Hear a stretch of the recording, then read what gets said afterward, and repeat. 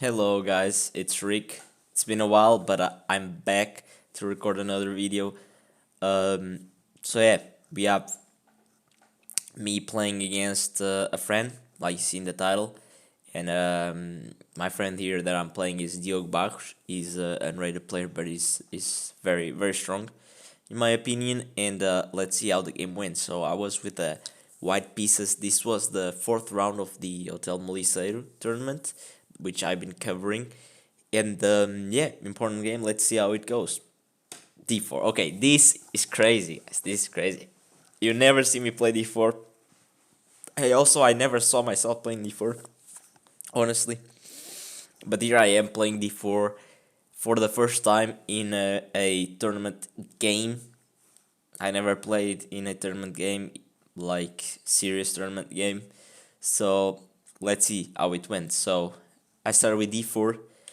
It went knight f6, c4, e6, g3. So yeah, I'm playing the Catalan, and yeah, that's what I decided to play this game. Let's play a Catalan because why not?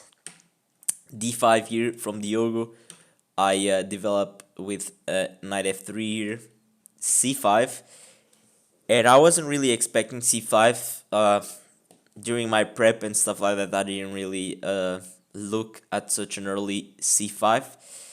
And I didn't really know if I should take on d5 or take on c5, but after some thought, I ended up playing c5, which is incorrect. And I mean, it's kind of easy to see why now that I know after this game, but like this early c5 is very bad move, just because you create an isolated pawn for black. You know, this pawn is isolated, and yeah, this is, I mean, this is not very good. Even though it frees up the bishop to develop easily, it still is an isolated pawn, and yeah. And I don't think like taking with the knight is very good because you just get it with e4, and I mean, this is not good. So, but yeah, but I didn't punish this correctly. I played the bad um, d takes c5, which already gives advantage for black, which is crazy. Yeah, it's very crazy. So bishop takes. I played bishop g2. He castled. I castled. Uh, d4. I didn't really like d4 here. I thought that the probably the simple like d takes c4 would be best. Here I would probably try queen c2, knight bd2, just to regain this pawn. But it would take me some moves to regain this pawn, and meanwhile he could just develop, and yeah, just be completely fine. But he decided to push, and yeah, I thought that the pawn was a little bit overextended, although it's not that bad of a move as I thought it would be. So I went a3 with the idea of b4, kicking out the bishop, gaining some space. He went a5, very nice to stop my idea with b4. I went bishop f4. He went knight c6. I went bishop b4 because like my idea in this position is to not let him play e5, because if he plays e5 this pawn is protected and then we have a problem. So try to stop this push, and yeah, just develop the rest of my pieces, right? Bishop f4, knight c6, knight bd2 with the idea to probably go knight b3, arrest this bishop, put pressure on this pawn. Even a4, which I thought was a nice move to stop my idea. Funny here, yeah, I just played b3, which is nice to just dislodge this pawn and try to get knight b3 in. Here the engine does a better move, which is b4, because it forces this, and meanwhile after b3 he's not really forced to take here. He can just do other move like bishop e7. And okay, b4, it's different now because I'm not attacking the bishop right now, but whatever. It doesn't really make that much difference, just pointing that out. B4 is more forcing, I guess. b3 takes, so it ended up working out because it took, so knight b3, queen e7, and here very important moment of the game where I made an horrible mistake. It's not so bad, like I'm not losing after this move, but it's definitely a bad move. Here I was thinking that maybe he could even like take this pawn, but the problem with taking this pawn is that now we have this pin here, and yeah, the simple rook c1 is very very bad, you know. Like, oh, oops, this is not good. This is not good for black at all, and my opponent saw that, and of course played a very nice queen e7, which is the best move, protecting the bishop, you know, putting more pressure against a3. Eventually this pressure, he might take the pawn, he might not, and here I was I don't know, like I didn't understand the concept of this position and what I should do. I was really afraid of him taking the pawn. Here, the best move and what I should have played, the engine recommends, is just e5. E5 is very simple. I just want to stop e5, as I said before. He's threatening now e5 in this position, and if I move my bishop, then e4 is threatening that. So yeah, I should have played knight e5. I don't know why I didn't play knight e5. I think I just thought that he could probably just take this pawn right here, which he of course cannot, apparently, because in the end of all of this is losing this pawn. Uh, but it's, yeah, I mean, I guess it's equal. Yeah, it's equal. But yeah, I didn't see all of this. Of course, I'm just checking with the engine assembly line. But here I'm better.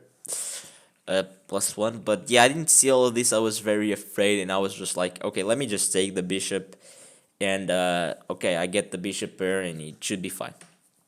And here I realized after that, yeah, now we have some pressure here for sure. Now we, like, it's kind of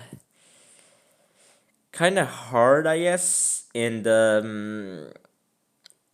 here I was also like, I didn't realize that after he took the bishop, after he recaptured the bishop, he's still threatening e5 e4, because the queen is helping the push here. And here of course I just realized that something went horribly wrong, and I was probably a bit worse. The engine says equal, pretty much, minus 0.2, so it's equal. I went queen b3 here, and yeah, e5 here would be crushing. I was really afraid of him pushing e5, but it's not as simple as it sounds here, because, and we both saw e5, and e5 doesn't win the game, but he gets a clear advantage for black, -7, minus 0.7, sorry, not -7, minus 0.7. But yeah, because the what I was seeing is that e5, of course I have to do something about this bishop because he's being attacked. If I go here, probably he has e4, and I mean, he's attacking my knight, you know. Maybe if I take here, but he has this intermezzo, you know, and I'm losing a piece, is very bad. And also, if what I saw was that I could go bishop d2, and the problem here is that okay, he goes e4, the same, but I have bishop b4, and I'm attacking the queen and the rook.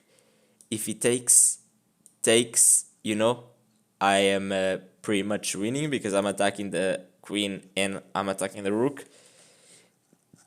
But the thing here that we both missed, we both, I talked with Diogo after the game. We, of course, we analyzed together, and what we both saw and was that after all of this, um, yeah, he didn't like this pin.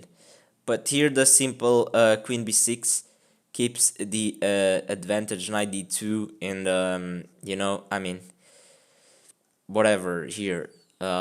This is better for black, um, and yeah, but I guess that yeah, Diogo saw bishop before, and he didn't really like this position, which is completely understandable. It's very complicated. So yeah, he ended up going with bishop d7, which it's a mistake. It's a blunder. It's not a super blunder, but it gives me the advantage. The ball is back in my court, and I spotted the move, which is queen b5 here, just trading queens. I mean, as I said before, this pawn is very loose still because he didn't manage to play e5 and connect these pawns. Threatening here just a simple queen trade here. He had to move the knight, let's say, to a5, and here I'm already threatening like to take here. Uh, Probably not directly, but maybe first a4 and then securing this because he can't really push e5. So yeah, here I would be better. Although here I played the queen b5. I was very relieved about all of this because I thought, okay, even if he moves the queen back or something like that, I'm threatening this pawn. I don't know if I can really take it, but I can consolidate my position, because even like queen e7 here, if I take, probably my queen is trapped here, or something like that, or actually can even play e5. But yeah, it's a very complicated game. I went to the bathroom here, and when I came back, he played rook a5. And I was like, first my reaction was, this is very annoying because, I mean, now if I take the queen, he takes with a rook, he is very active, he's pressuring the c4 pawn, this is not what I wanted. But after looking the position a little bit more careful, I saw that basically a rook a5 is a very big blunder. It's just fails tactically, and I thankfully I saw this, which I just take the queen, trade, and the fork with the bishop. I'm winning a rook, and yeah, he just took the pawn on c4. I took the rook, he took the bishop, and here like this position, I knew that I was winning. I had to be winning, but I still need to convert because there's still imbalances in the position, and he has a minor piece and a pawn for the exchange. So even though I'm better, I still have to convert. I've screwed up way like bigger advantages, so I need to stay focused.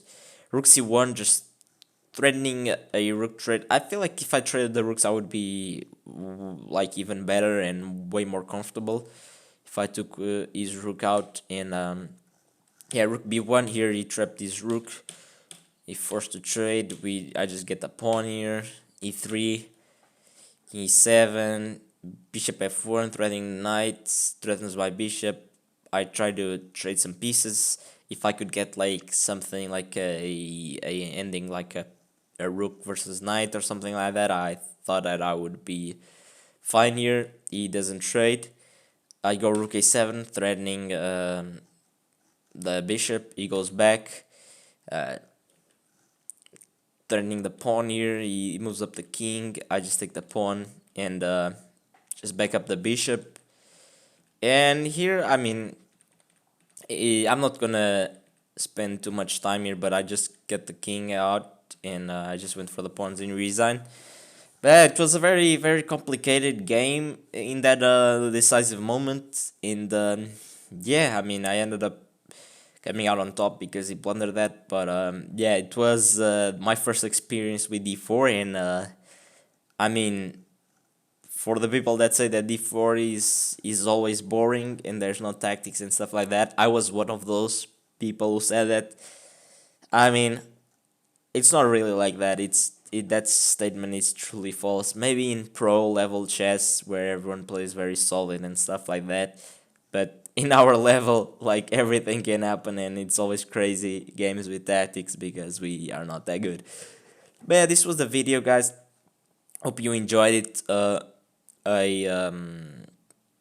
a bit of a smaller video, smaller game, but still very nice. I went on to win in this match, and I was with 3 points out of 4 in the tournament, so very nice. Still fighting for the top 3.